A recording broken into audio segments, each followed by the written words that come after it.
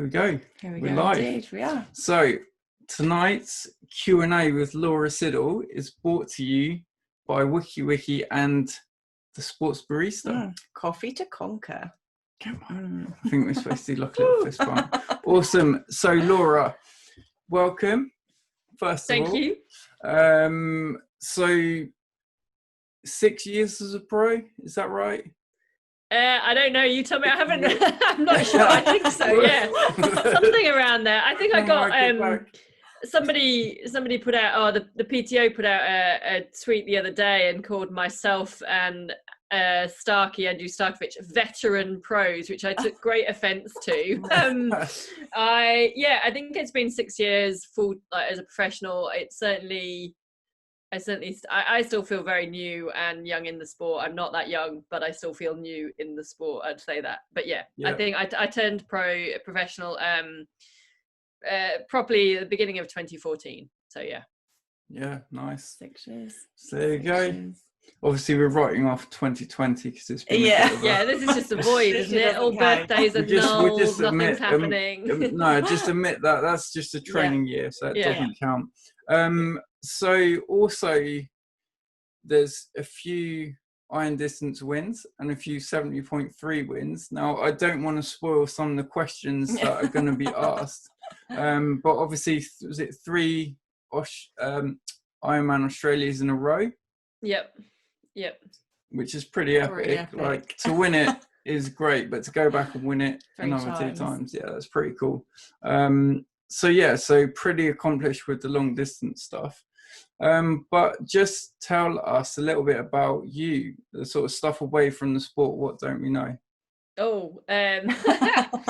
The life away from the sport. I mean, with any profession, it is, and with a sports profession, it is kind of 24/7. But yeah, so I'm British originally. I'm here in the UK at the moment, but it's the longest I've ever been in the UK since 2007. And it's probably the longest I've ever been in one place for a long, long time. And needless to say, on Saturday, I am in theory heading to Europe. So we'll see. Nice. But yeah, so grew up in the UK, youngest of 4 girls, always played sport at school, but mainly kind of hockey and netball and athletics, those kind of things. Pretty much sport was the hobby. It was kind of never considered a career path. It was always kind of looked nice on your CV to make you look like a rounded individual when you were applying for jobs and things. So yeah, went through school, A levels and things like that. I did a gap year in the army as a British officer before I went to university. That was just probably still one of the best years of my life, just absolutely amazing. Went on to university, studied mechanical engineering for 4 years. Wow. And then and still was kind of triathlon wasn't even in the picture at this point, didn't really know what it was. Did a bit of traveling after university, and then started working for Shell in the we're in northwest of England in Chester, and worked there for 3 years I think it was, and then got an assignment or got a posting or got lucky, I don't know what you call it, to get a project or an assignment in Australia with Shell still. Nice. So I moved to Australia end of 2007, beginning of 2008. And it was in 2009, when I was in Australia, that I actually first discovered triathlon. So pretty late on in life. At the end of the 2 years in Australia with Shell, they were wanting to send me back to the UK to carry on working with Shell. I was enjoying Australia too much, so I changed jobs, and managed to stay out in Australia and lived there for about 6 or 7 years. And during that time, started the triathlon as a complete beginner, complete newbie. Very much my first triathlon was on a hybrid mountain bike, road bike with my trainers. I've got horrendous pictures to show. And yes, it started as a complete beginner, spent 4 or 5 years as an age grouper, obviously sort of moving through the age group ranks before, I guess, just came to a crossroads with career and things like that, and with sport in Australia being much more considered as an opportunity for a profession. It sort of opened my eyes up to it, I guess. And so, then sort of made a leap in, end of 2013, beginning of 2014 to turn professional in triathlon. I had some results as an amateur, so I'd kind of got some, it wasn't confidence, that's the wrong word, but I guess a little bit of a glimpse of going, maybe I can do something, maybe I can do it. And it was almost I think sort of growing up, I'd never really given sport that chance. So it was kind of very much that, don't look back in 10, 20 years time and think, what if, and I didn't give it a go. And the corporate world will always be there. So this is a long intro for a short bit, but and then in 2014 I quit my job, corporate job, sold everything I owned in Australia, moved to San Francisco in the States, started working with Matt Dixon from Purple Patch, a coach, and started being a full-time pro, and was based there for about 2 years, and then just didn't really settle that well, and managed with a guy that Matt was working with, who lived in New Zealand, went to New Zealand for a few months, just fell in love with it there. And so then ended up splitting my time between New Zealand and Spain, which is sort of the pattern that's been for the last few years. And then at the end of last year, changed coach as well. So now work with Julie Dibbons, who's also based in the US, out of Boulder, Colorado. But been working with her since, and then 2020 happened. And here we are talking to us. So just to kind of, in your amateurs, that kind of period, you had quite a lot of success, didn't you? I mean, not confidence. Definitely not at the start. Like, it wasn't that I rocked up at my first triathlon and was winning anything. Definitely not the case. I can't even remember where I finished in that first triathlon. I remember everyone going past me on the bike because I had this mountain bike, but I do remember my transition in T2 was very quick because I was already wearing my trainers on the bike. But I guess over those 4 years or 4 or 5 years as an amateur, I was able to improve and develop, and was fortunate enough to win some world titles as an amateur. 1 at the sprint distance, 2 at the Olympic distance, and then at the 70.3 world champs in 2013. And that was kind of that, probably part of that tipping point of going, okay, well, if we can win. And I was very aware that age group racing was very different to the professional racing. So it was never that I was comparing myself on paper with results and going, well, I'm beating so many pros or anything, but it was like, okay, I'm winning my age group, I'm winning overall female amateur in the race. What's next, and where's that step up, and maybe I can do something. So that was kind of probably the tipping point or the turning point. It's pretty awesome. That's quite a lot of success. I'll be happy with 1 world championship, to be honest. There you go. Well, it's you never take it for granted, that's for sure. And let's say, when I first started the sport, it probably wasn't even an aspiration or a goal. It was probably just, want to get to the finish line, or start line, get to the finish line, maybe get on the podium, and then as you sort of maybe just win your age group and things like that, and then I guess it just feeds from there. I mean, I think I was just lucky coming into the sport at that time, and it's so big. The sport is so big in Australia and New Zealand, or at the time as well, that there's so many races and opportunities, and it's just a great culture and community. We had a really good training group, and so it was fun. It never seemed like it was a hard work or a chore. You'd turn up whatever 5 a.m. but you're down at Bondi Beach sort of thing, doing an ocean swim, or you're 5:30 in the park in Australia, in Sydney, but all your friends are there because everyone was doing it. So it was a great community, and those friends are still some of the best friends I've got that I still keep in contact with. And lots of sunshine. Like Norwich isn't blessed with lots of sunshine, so the summer's been amazing. What are you on about? But Yeah. Normally we don't. It's not Bondi. No, to be fair, it's when I first got back here in March, it was actually pretty good weather, and it did, for the UK and the UK traditional summer, we actually had a pretty good few months. Right, there was some hot, and then it went a bit south again. Yeah. And it's, to be fair, it's not been too bad. It's not been too bad. It's been all right. It's been all right. It's been all right. Yeah, I'd give it a 7 out of 10. Yeah. 7 out of 10. Right. So Lauren is going to hit you with some questions. So I think we've probably covered the first one. It was, where did you spend lockdown? But I'm guessing it is the UK. Yeah, we kind of know that now, don't we? Yeah, well, the UK and probably couldn't get out again. Well, what actually happened? there's always a story, and you'll find out that I don't answer in one-line answers. I spent 6 months in New Zealand, 6 months in Spain, roughly, and go from summer to summer. So I was in New Zealand in January, February, and actually left New Zealand for a 5-week training camp in the US with my coach, with Julie, with the squad over there. And it was whilst I was over there that the world went upside down and everything went a little bit crazy. And so the border shut to New Zealand, so I couldn't get back in. And I was only on a visitor's visa in the US. And at that point, you didn't really know what was going on or how long things were going to be. And you don't want to risk pissing off immigration in the US. No. So I kind of was only really left with the option to come back to the UK.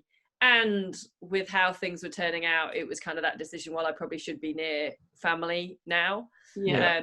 So having left New Zealand for 5 weeks with 5 weeks of training kit, I've been in the UK for 5 months now, living very kindly with my sister, said that I could come and stay with her and her family. I'm not sure they anticipated it was going to be for 5 months, but like any of us did, but I've been very grateful for that. So yeah, I kind of found myself back here. I'm not sure by default or whatever, but yeah, on diversion. I couldn't get back into New Zealand and couldn't stay in the USA. Yeah. So back to Spain in hopefully at the weekend. Is that the plan? That is the plan. I booked things today, and I'm not sure whether I should be telling people, because I'm not sure what France are going to do. It will be a couple of weeks before it goes out live anyway. So well, that's okay. That's fine. Because I'm not sure what France are going to do in terms of, they keep threatening to reciprocate the 14-day quarantine. Yeah. Technically, I'm driving through France, so I'm hoping that's okay. But also, the area I live in is on like the UK watch list for a local shutdown. So we're all a bit like, I mean, it's weird. We are very countryside, rural, Nottinghamshire. Like, we're in a little village. We've not seen, touch wood, thankfully, really anything of the virus. It's been very bubble. It's, we're not in a town. It's been quite weird when you have started going out to a town or to the shops, and it's like, whoa, there's kind of like people and not sheep and cows. So it's then quite weird that as a district, Newark and Sherwood, we're about 19th on the UK spiking watch list at the moment. And yeah, it's going to be a bit weird if they impose anything. So hopefully they don't. My sister's they're planning to get to Cornwall, and I'm planning to get to Spain. So fingers crossed. Fingers crossed. Yeah, we'll see. And how have you maintained your fitness over the last few months that you've been in the UK? So I've still been training through. I mean, if you look at it as a professional athlete on a day-to-day basis, my general life, the training aspect hasn't changed too much. I've been very lucky. Another reason for being with my sister, she's got quite a good space and training setup. They've got some gym equipment, some weights and stuff at her house, which has been good. I have an indoor trainer here in the UK anyway. And when I was coming back from the US, I didn't panic buy toilet roll. I panic bought a treadmill. So I've had a treadmill here as well. And then obviously we couldn't swim, and I'd just in the US, I'd actually had surgery on my collarbone again.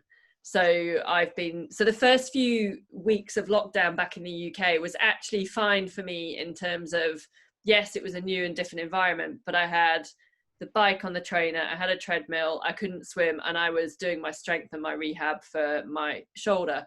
So every day was motivating because I was getting fitter and I was getting better and I was getting more movement in my shoulder back.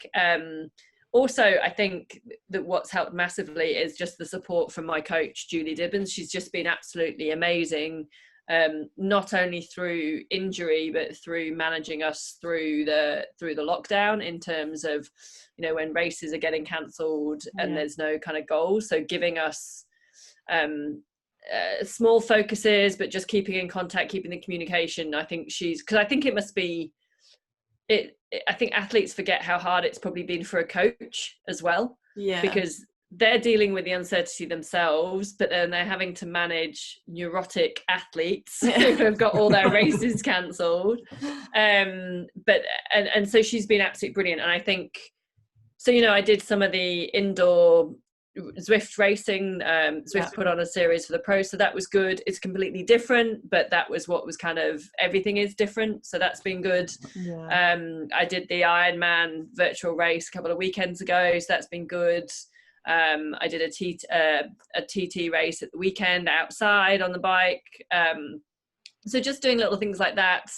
And then, like I said, I've had a focus that I've been working on my collarbone and shoulder, and that movement and rotation and building the strength back. So from, I mean, it's not been easy. I would definitely say it has gone in, like I said, the first few weeks in the month, I was totally fine. Didn't have any issues with the lockdown. I had a great setup. I had the trainer, the treadmill, the weights. That's all I needed. No one else was outside doing anything. So actually I was really fortunate with the setup I had. I had a lot better than most people. I could get outside running, sort of thing. And I think that then I struggled when a lot of the world started opening up and pools started opening up, or open water, but I still couldn't swim, and people were going and exploring more. And then it's kind of like, well, actually this isn't my normal environment, and this isn't where I'd normally ride and run. So then I started to struggle on that motivation. And then I think you just, again, it sort of goes in ebbs and flows as it's been dragging out longer and longer. And as, you know, I think everyone sort of set their sights on like the last few months of the year. There's bound to be some races, isn't there? You know, and a lot of races were on the calendar and they'd been rescheduled, and they're like, yes, it's happening. And there's some races in Europe in August that I was pretty sure would happen, to be honest, albeit in a very different way. And then they got cancelled, and then it was like, oh, right, okay, we and then that's got cancelled, and even more are getting cancelled every day still. So then it's got a bit harder to kind of, I think the motivation's still there, and the fitness, it has made me realize, which I knew anyway, I love the training. I love the process and the training. So that, I think, has helped me. I think if you are purely there, I mean, I do miss the community, and I do miss the travel, and I am missing even the race I did at the weekend. The atmosphere was just so different because of what we're going through, and everyone had to keep distance. So I definitely miss that, but I've been able to, with Julie's training and various other things we've done, keep pretty, not all the time, but pretty well motivated. And I'm eating loads of chocolate and drinking lots of gin and tonic, so you kind of got to keep going.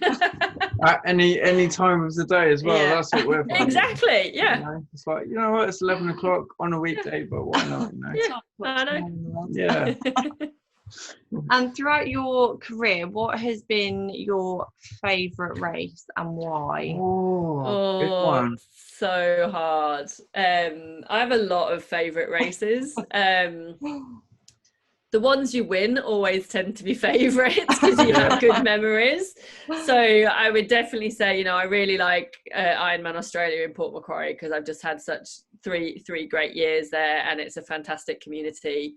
Ironman New Zealand in Taupo is another just amazing event. Just again, another real community race. And because I spend a lot of time in New Zealand, I love it there, and it kind of feels like I've semi been adopted there as well, so that's kind of I have another soft spot there. And then I challenged Wanaka, so that's down in the South Island of New Zealand. That was kind of my first it was one of my first longer distance, full distance I did, and it's an absolute, unfortunately they don't do a full distance race anymore there. It's only a half distance, which I think is it's still a great race, but I just think it's a real shame. The full distance is just an iconic race in that area. It's brutal, but it's beautiful. And I had a run of, I think I was it's the one race, it's one of the races that's going to haunt me for years. I think I was second 4 years in a row. And the last 2 years were by like 7 seconds and 12 seconds. But the full distance in Challenge Wanaka, I would say, was a favourite. But if I have to go to the top of the list, it has to be Challenge Roth or Challenge Roth. It really is the best race in the world, from atmosphere, the event, the whole week leading up into it. The team that run it are just brilliant. You're made to feel like family. I have a fantastic homestay family that I've stayed with every year, and if I ever went anywhere else, they would disown me. They wouldn't want to talk to me ever again. You know, when I went to last year, even though I wasn't racing because I'd just broken my collarbone for the first time that time, I still went and stayed with the homestay family. They definitely wanted me to be there. And I did some commentary for the race, which was brilliant. But I went to their son's graduation, which was like the week before the race. And, you just taken into, so yeah, that's probably when I have to push to give a favourite race, the Challenge Roth would probably be there. It's on the list of... Yeah. It sounds like really quickly every year, doesn't it? But the thing that scares me about Roth, and I don't think it's something I ever have to worry about, but if we ever get there, it's how, like, there's that shot, and there's a shot of Joe Skipper that he's got of him cycling up the big hill, with the crowds just closed over the road, and it's like, I can't see where I'm going. Like, get out of my way. It's that, and that when I talked about favourite race, I mean, I talked about everything. I didn't actually say the race itself. Like, I'll go to the end. The finish line is the most amazing experience, because they build an arena. So you run into a stadium and you do this loop around the stadium, and there's 10,000 people in the stands, and it just goes off all night. It's just packed. They have fireworks going, they've got flames, they've got glow sticks, they've got bands in the middle, and it's amazing, because as somebody comes into the arena, you get to see them as they do the whole loop round. So it's a lot more than just them sort of running past to a finish line. So that's amazing. But then Solerberg, the hill, it's not actually that, like, there are worse hills on the course in Roth, and it's funny, everyone thinks Roth is a flat course because it's such fast. It's so fast. There's so many hills and elevation in Roth, but the road surface is so good, and there's a lot of fast downhills and descents. So look, it's fine. Like, it's an incredible experience. Is you kind of come around, you sweep around this corner, and you look up, and all you see is a wall of people, and the road just disappears. And they have barriers at the side of the road that just come in closer and closer, and it's like 5-10 people deep on either side, and all it is in front of you is a sea of people. But the they're not out there. They just love the sport, and as you come up to it, they just part. And you don't need to look where you're going, because you just look forward and they just move out the way, and they don't get in the way at all, because they're not trying to impact you. The thing that, and you just can't help but smile. It's just amazing. The thing that, so everyone warns you, they're saying, like, just, go straight. You can't overtake anyone. So just get your ego out the way. If you've caught somebody, you just have to, like, whilst you go up that hill, just take in the atmosphere. It's the same for everyone, pro, age group, or whoever. Just, that's what it is. You can't, it's so narrow, it's single lane. So just smile, take it in.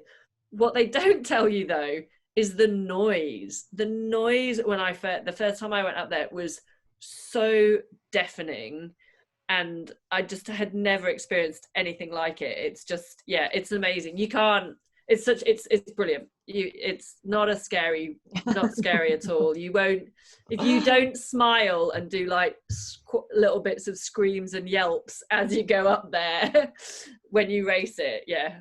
I'll let you know. Fantastic. One for the list, one for the list. Yeah, maybe. There's a couple on the list now. Yeah.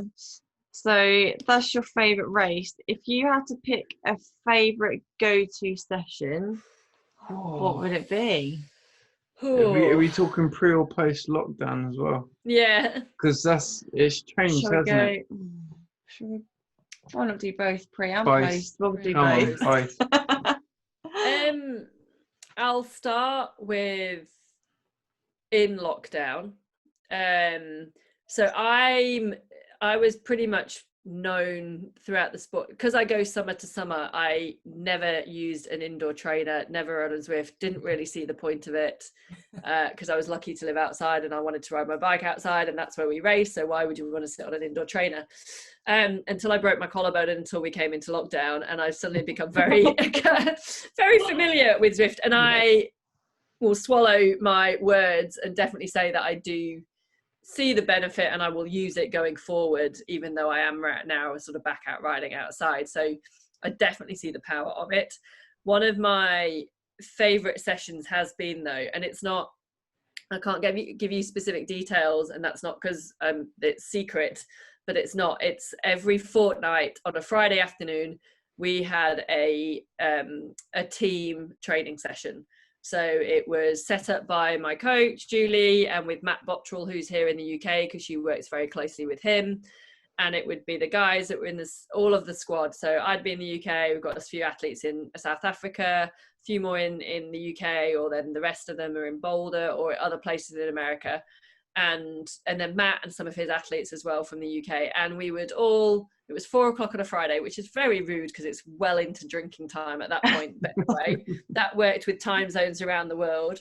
And it was just the community, and when you're in lockdown, it was just knowing that you were with the group riding, even though you weren't there side by side on the road, but the banter was going on the app and stuff, and the sessions were horrible because Matt would set them, so you always know you were going to get a workout, but you'd still be kind of trying to crack a joke or trying to say something, and that was my favorite session during lockdown because it just, I mean, triathlon as a sport, and particularly the way I do it, is quite lonely. I'm traveling a lot, or I'm on my own a lot, and I'm training a lot on my own.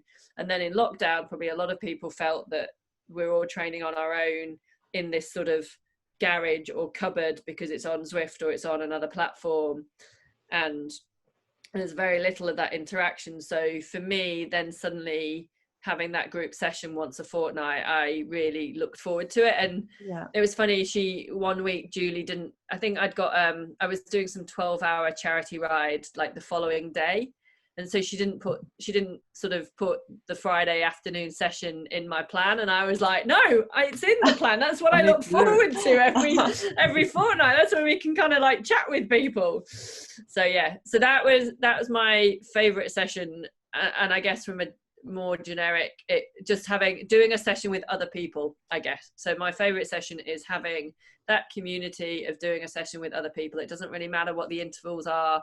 It's better if it's hard stuff because you know you're all suffering together, I guess. But yeah, favorite sessions doing with other people. Outside of lockdown, yeah, it's a pretty hard one. I think I don't have a favorite or a go-to.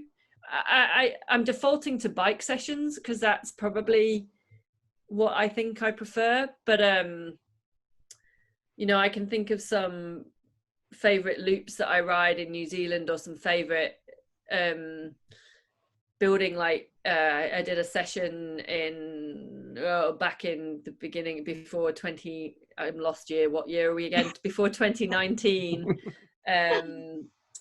Ironman Australia, and it was kind of like I think it was 6-8 minutes, and sort of building in pairs over that, and with sort of 5 minutes in between, and it was just one of those sessions that gave me a bit of confidence going into the race, that I was hitting numbers and stuff like that and holding good position. So those kind of sessions I quite enjoy. So I'd probably say favorite go-to sessions are more on the bike than the run, and then the swimming pool would be at the end.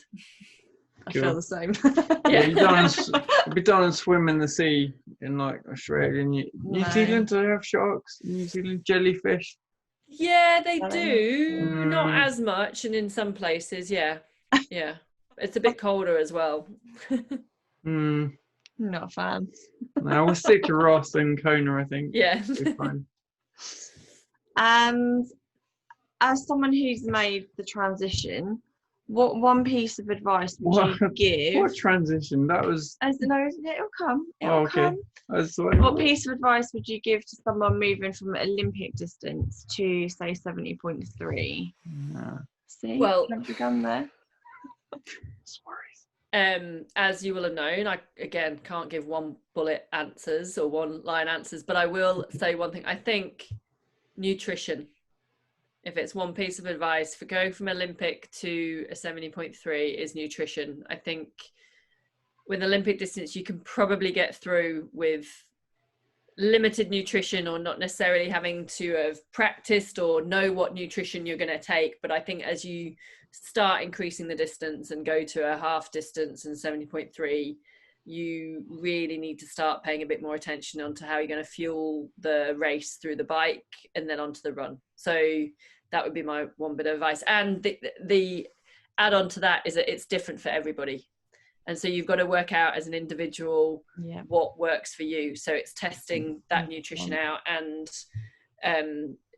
when I race, I am purely on gels for an iron distance, for a half. And I know a lot of people can't do that. And I'm kind of quite lucky from that respect. So that I was saying, so it's really hard to advise people on nutrition because I'm like, this is what I do, but I'd probably say don't do that because that's what everyone says, don't do that.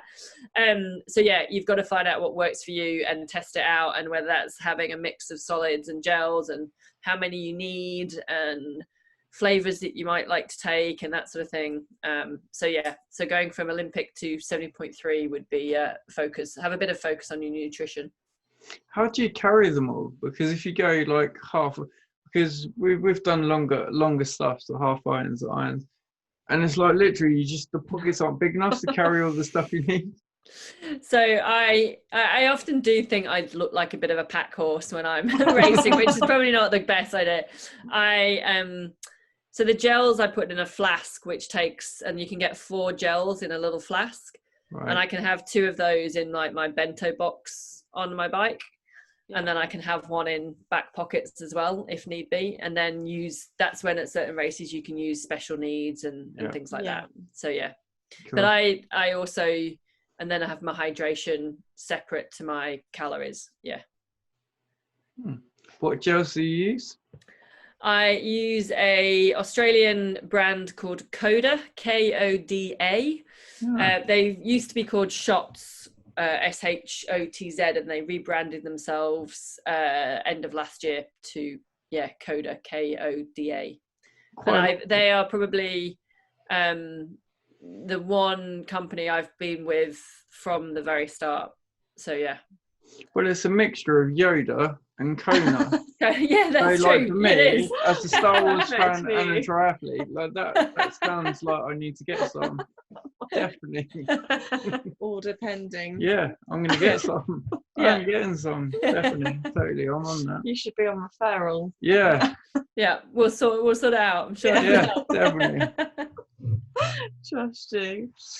And who would you say inspires and motivates you? And it could be someone who perhaps getting into the sport or kind of as you move through the sport. Anyone. Well, not even the sports person.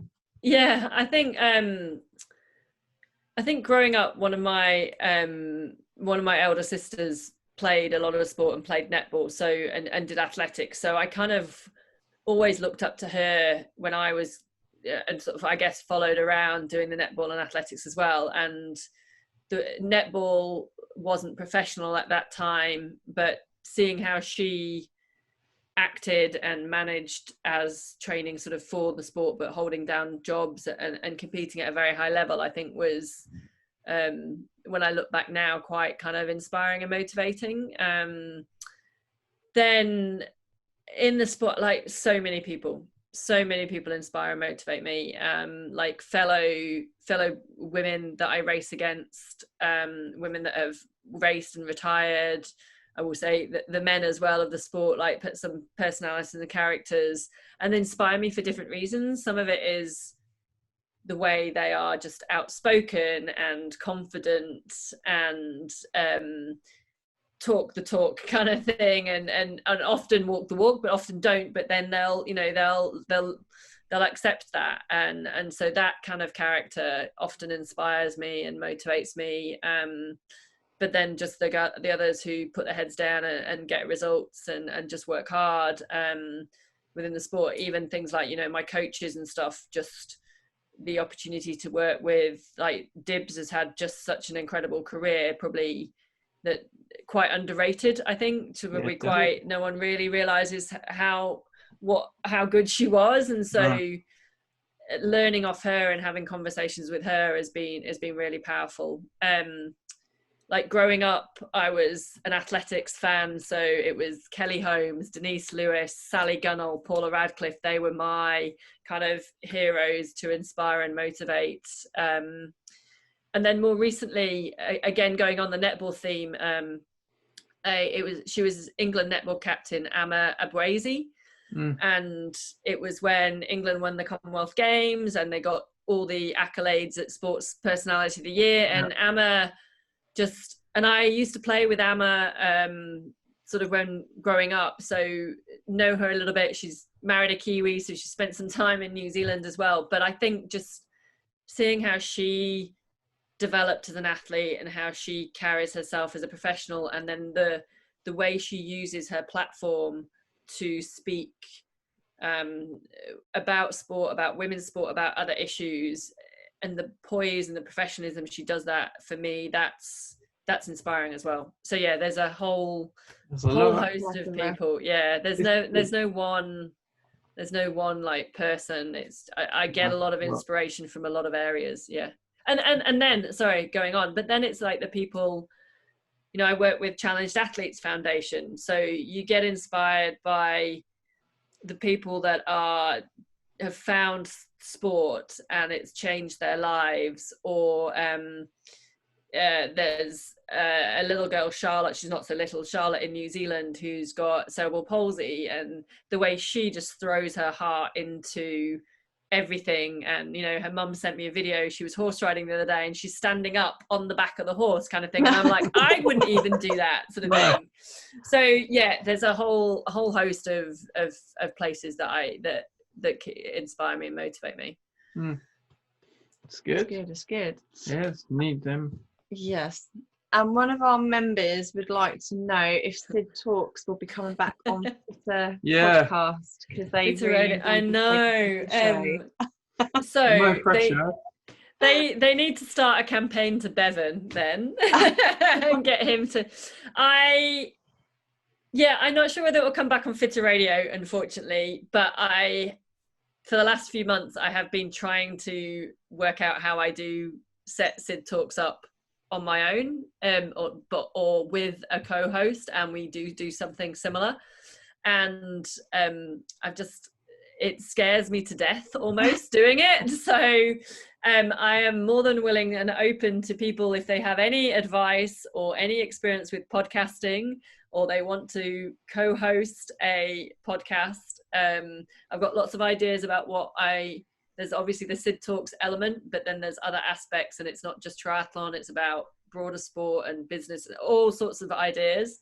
But I just haven't got them going. So wow. Maybe either campaign to Bevan, or if anyone can help me get SID Talks off the ground. We'll see what we can do. Yeah. I think we'll bring it on. Thank you for that question, because it kind of, I do miss doing it. So it's nice when people are saying, oh, when is it happening? Or well, also it was funny because when I sent over some questions for you to have a look at, so you weren't completely like caught off guard, it was like, who asked that question? Okay. You've obviously caught on something there. Yeah. But it's nice. Like we find it, when you take time to do stuff like that, it's nice when people recognize it and say, actually, that was really, really cool. So that's good. So one question for me, and then I think we're done, aren't we? I've got one more question. Oh, you got one more? Yeah. Go on, you go, ladies first.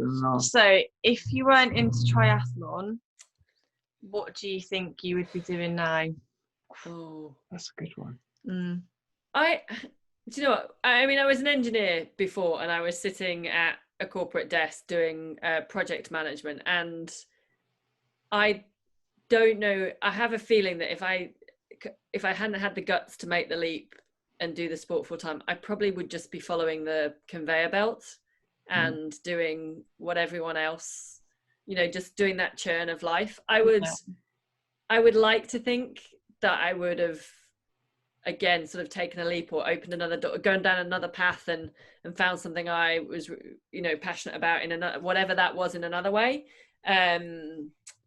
But yeah, no, I can't say it was ever going to be like I'd be an astronaut, or it definitely wouldn't be a singer. You never know. You never definitely know. wouldn't be a singer or actress. Down, but, you know, astronaut, so it'd probably be very boring, and I would just be, or it sounds boring now, it's not. There are some amazing engineering jobs, but I would probably still be sitting kind of at that desk.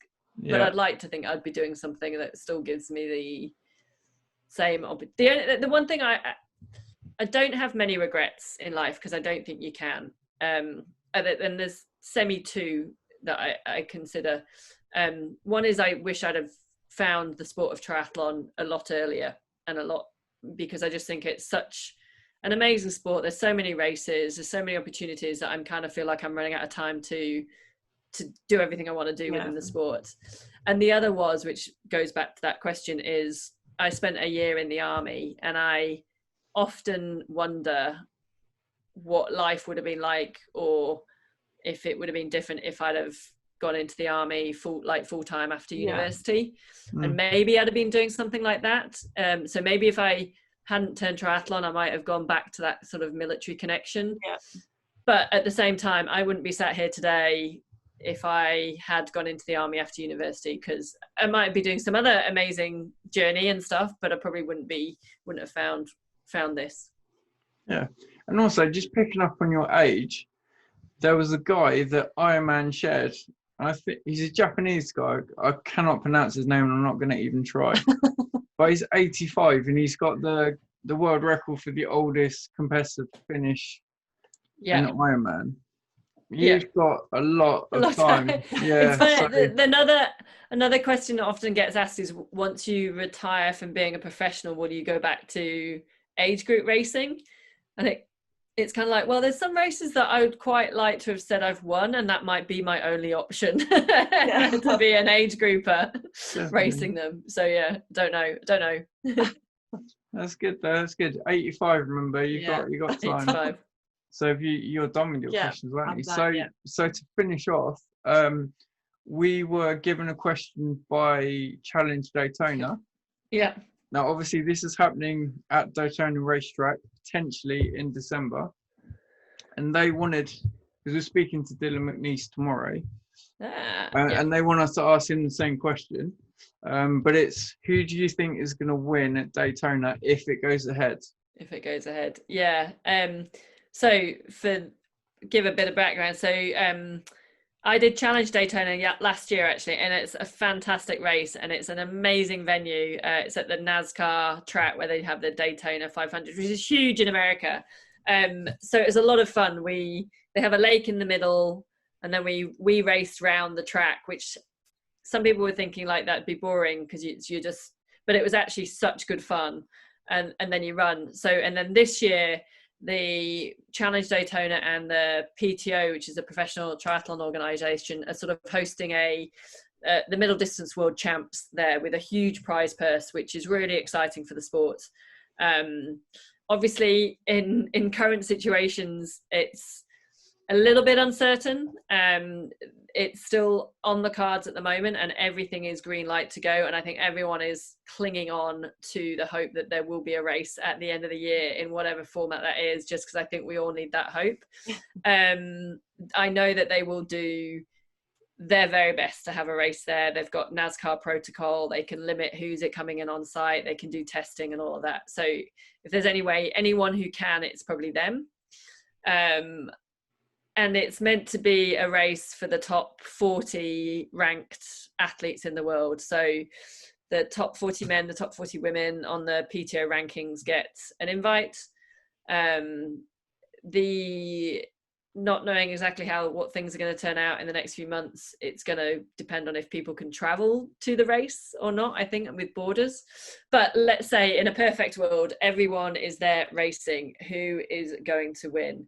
So it's a slightly shorter distance than a half, so the middle distance. So I would see probably someone maybe with a bit more of an ITU background, maybe one of the Olympic, maybe one of the Norwegians could have a good showing. I think it will definitely favour the Olympic distance athletes. Having said that, by the way, and if you haven't guessed this, I'm sitting on the fence. I'm still waiting for a name, but you're not giving anything away exactly. The other thing about this race is it is pure racing, because once you're on the speedway track, like you and they're going to be able to restrict how the distance of drafting. So it does play to those pure bikers as well, who've got, we saw it last year, like the Andrew Starkovic and Lionel Sanders, who can just put down that power and aero position. But I'd say on the men's side, I think it's going to be one of the ITU athletes. On the women's side, I would say, and again, it's all people that have sort of had success at the sort of 70.3 worlds or that sort of thing. Yeah. Women's side, I'd say someone like a Holly Lawrence, I think would probably be up there.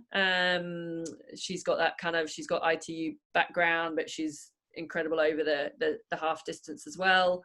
Who else? I'm trying to think of some of the up and comers who, could, I think it, someone like an Annie Haug, but I think it would potentially be a bit short for her to really come into her own. So the shorter power athlete, someone like a Holly, or I'm trying to think, even like a Laura Philipp, someone like that, I think could be. And there's probably a whole host of, it's so hard going into that race because we've got no indication of form for anybody going in, because you can't judge it off virtual racing.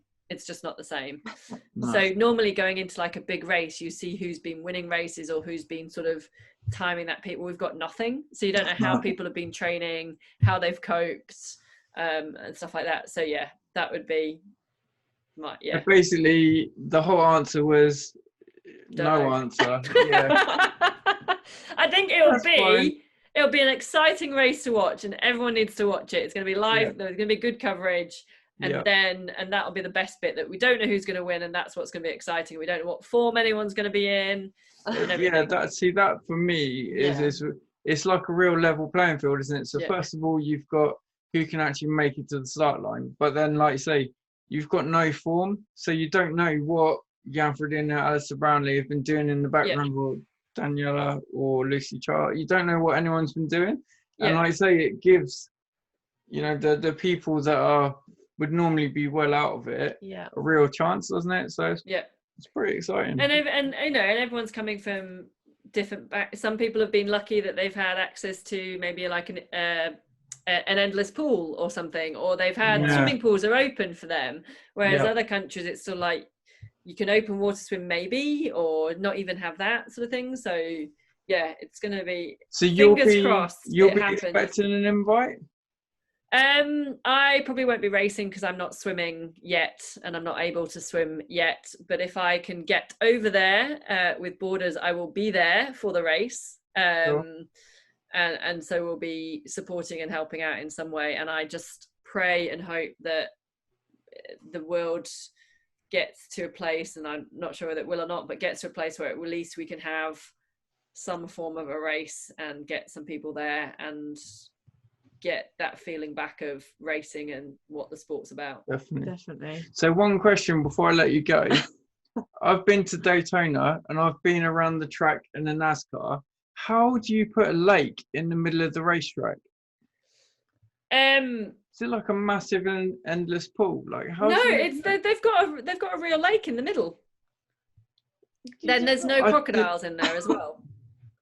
Yeah, it's funny when you're going around the track, you can't actually see it, but it's actually on like So if you've been there, you'll know where the big stand is. Yeah. It's actually on sort of it's almost like at the other side of the track on the back straight, but it's on the inside.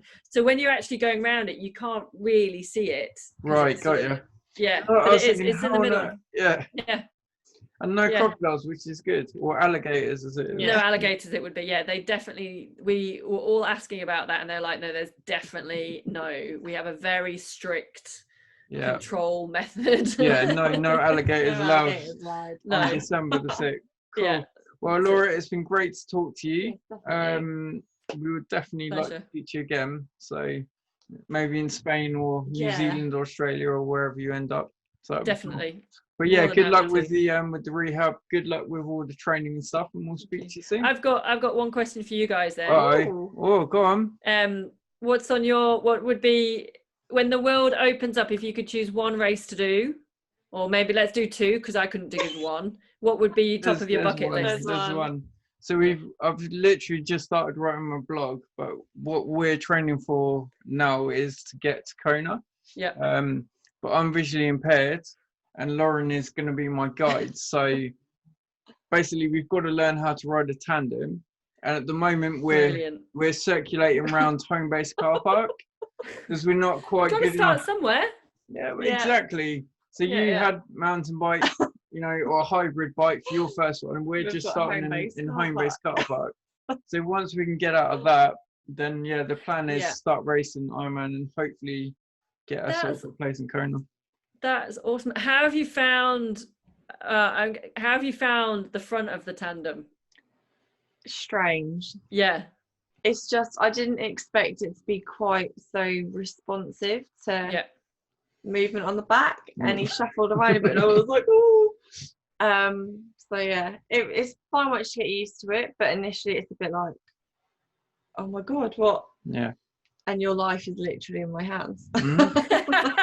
Just the advice that I was given, because I asked for advice and they said that basically you've got to sit still. That's the first thing.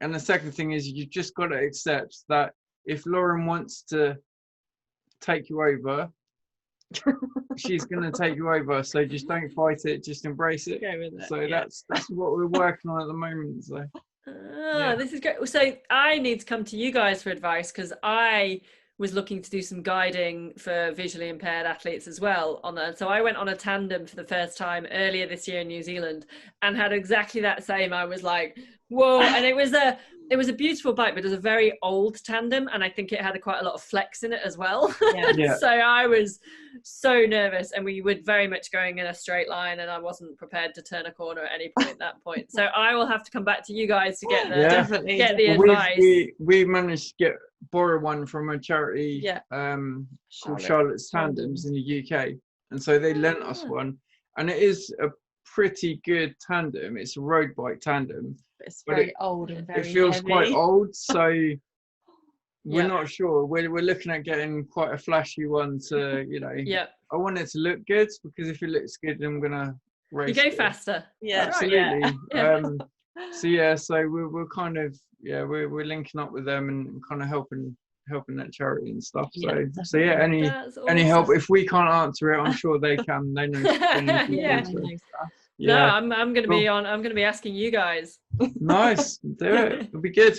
Awesome. Right, Laura, it's been a pleasure. Thank you so much. Yes, take care, and we'll speak to you soon. No, thanks, guys. We'll hopefully see you in Kona. Yeah, you will definitely. Yeah. It's got to happen. It's got to either Ross or Kona. Yeah, definitely. Cool. Thank you. Take care. Thank you, guys.